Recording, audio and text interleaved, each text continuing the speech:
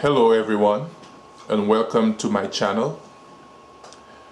I don't usually speak about video games, but it is an industry I have had an interest in for a long time. I still play, but not as much as I used to when I was younger.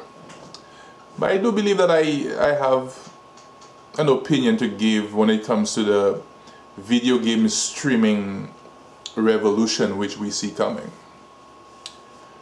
I believe that this industry will struggle. When I say industry, I mean the video game streaming portion of the industry. And I have 4 reasons why I believe it will struggle. The first reason I believe that video game streaming will struggle is because of the large data, pretty much a large amount of bandwidth you will need in order to have a good streaming experience.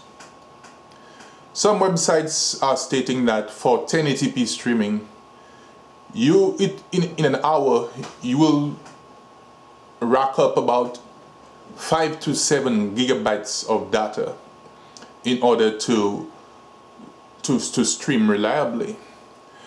Now this is absolutely ridiculous when you think about it. That's a lot of data to be using. Now it is so high because streaming doesn't buffer. When you think about a Netflix video, for example, there is a fixed video file somewhere up in the cloud that is streamed to your device, and that amount of data is already known.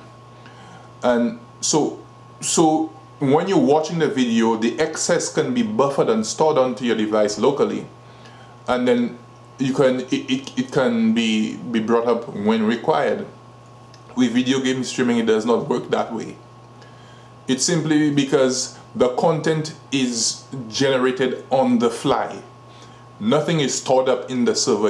By you inputting a command on your controller, whatever device you have, each time you input a command, it is new data that is being generated all the time. So you can't buffer. You are just generating fresh content all the time, and therefore your bandwidth will just, not your bandwidth, but the amount of data you use will just rack up. It's just the nature of the beast. So that's the first problem which we have with video game streaming. It requires a large bandwidth and it will use up a lot of data. And for people with data caps, this is a big no-no. And some people may say that, oh well, data caps shouldn't be there. But when you think about it, internet usage or the pipelines which we have for internet use, it's a fixed resource. And in areas where you have a larger population, some companies will require some form of regulation of that data and put caps where needed so that they can actually have reliable internet available for everyone. So although we might not like it, but in reality it might be needed and very feasible for these companies to put in place. So that's the first thing. The first thing is the large amount of bandwidth required and the subsequent data usage. Now the second point is a direct result of the first one, and what you have is a fractured player base, or you have a lower player base. And why is that? Is because of the first issue. Not everyone in the world or the different countries in the world have access to the large amounts of bandwidth needed for video game streaming. So when you think about the most popular video game out there right now, something like Fortnite benefits from having a huge player base. They use the free-to-play model to get as many people in there and then try and monetize the content from that standpoint. But if you have something like video game streaming where it is only restricted to areas where there is large data bandwidth available for the customers, then you automatically have a problem. You can't have this huge amount of player counts when people simply cannot have access to the service because they simply don't have enough bandwidth.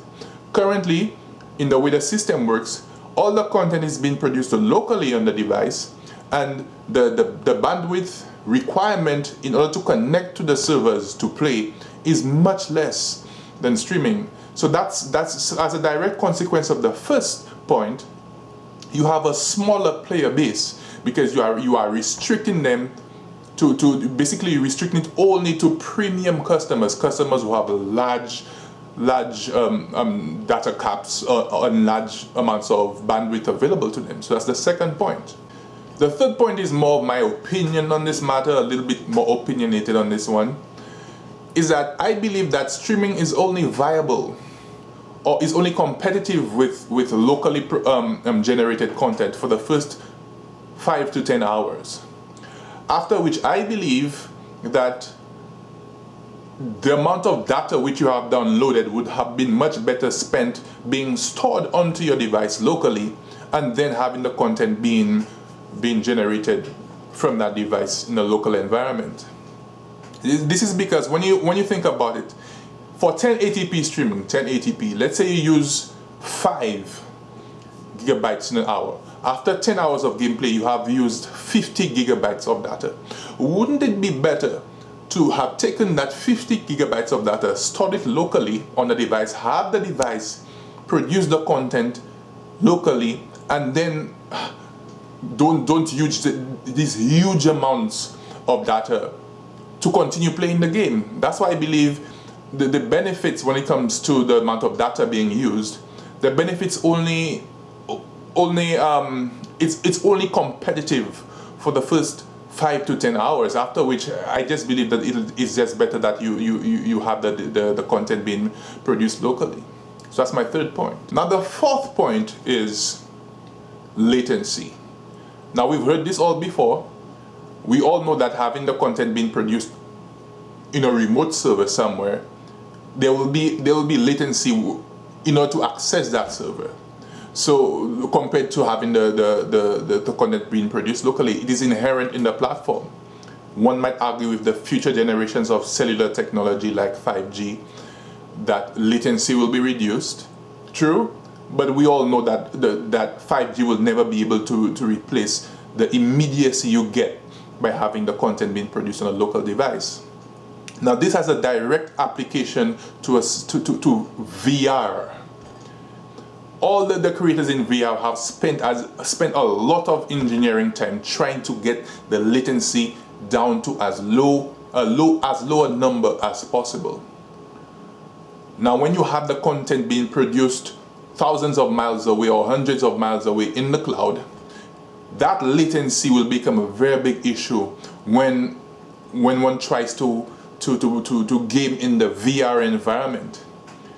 So I'm not even sure that problem can be overcome in the near term.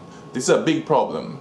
The content streaming is only good when the content that is being consumed is friendly to its high latency structure. There's the inherent high latency to streaming.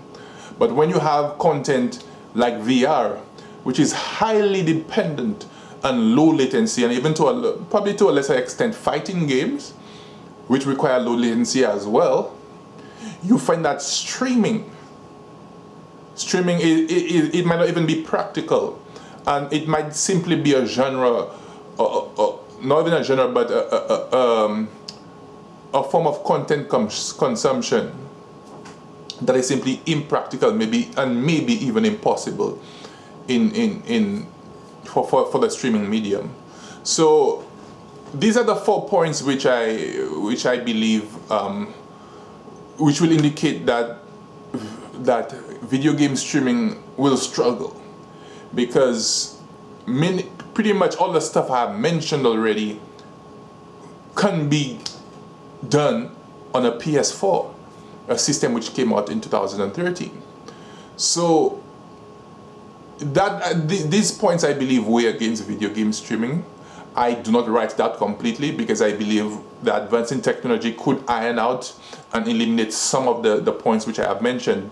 But for the here and now, I do not see this being as the the main form of video game consumption. But you know, it's only my opinion. I may be dead wrong.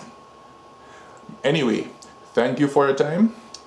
If you like this video, I'd appreciate if you leave a comment, a like, and maybe even subscribe. Thank you.